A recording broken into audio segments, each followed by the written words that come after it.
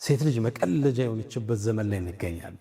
ሴት ልጅ አሁን የዕቃ ማሻሻጫ መቀለጃ ነች አይደል? ክብር ያልተሰጣት አደባባይ የወጣች ራቆት እንድትሸጥ የተደረገች ነች። ታገቢኛለሽ ወይ ብሎ ተንበርክኮ ይጠይቃትና በንበርክክ ከቤት ያስወጣታል በአመቱ። ነቢዩ ዓለይሂ ሰላቱ ወሰላም እስተውሱ ቢኒሳኢ ኸይራ አለ። የሴቶቹን ነገር አደራ አለ። ወተቁላህ ፊኒሳ ሴቶቹን እንዳትበድሏቸው። እስልምና በመጨረሻው አደራ ላይ እንኳን እሷን አረሳት። አደራችሁን አሉ ንብረቶቻችሁን ልታሟሉላት ቤቷን ምግቧን እናንተ ላይ ግዴታ ነው። ደግሞ የእናንተን ክብር ሚነካ ነገር ላታደርግ እሷም ላይ ግዴታ ነው። ድሮም እስልምና ሴት ልጅ ስትቀበር አግኝቷት እሱ ነበር ያዳናት።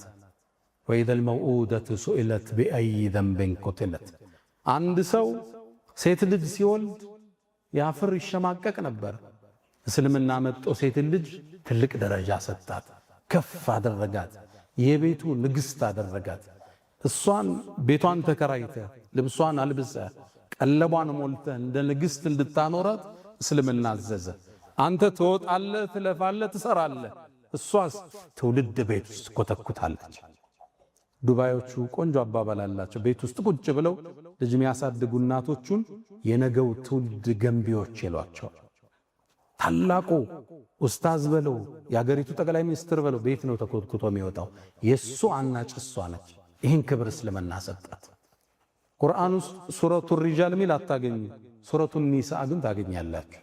በስማቸው ምዕራፍ ሰየመላቸው። የተለየን ክብር የሰጣት ዲን እስልምና። ሴትን ከፍ አረጋት፣ ሴትን ሸከፋት፣ ሴትን ጠበቃት፣ ሴትን አስዋባት፣ ሴትን ቁጥብ እንድትሆን አደረጋት። ለሴት ልጅ ትልቅን ማዕረግ ልቅና የሰጠ ዲን እስልምና። ሴትን የዲኑ አጋዥ አደረጋት። ከነቢዩ ዓለይሂ ሰላቱ ወሰላም ጋር አብረው በዳዕዋ የተሳተፉ ጦርነት አብረው የዘመቱ ሴቶች ነበሩ። አብረው እኮ ነው የዘመቱት። ሰሃቦቹ ሲወድቁ እኮ ነርሱ ነው የሚያክሙት የሰሃባ ሴቶች ናቸው። ጦርነቱ በጣም ሲብስ የሰው ቁጥር ሲያንስ ገብተው የሚጋፈጡት ሴቶች ናቸው። ልብ በል ጦርነት ነው፣ ሂጃብ ይገለጣል፣ ራቁት መሆን አለ። ይገባችኋል? ይሄን ተጋፍጠው ይሄን ዲን ከፍ ያረጉት የነብዩ ሰሐቢያቶች ሴቶች ነበሩ።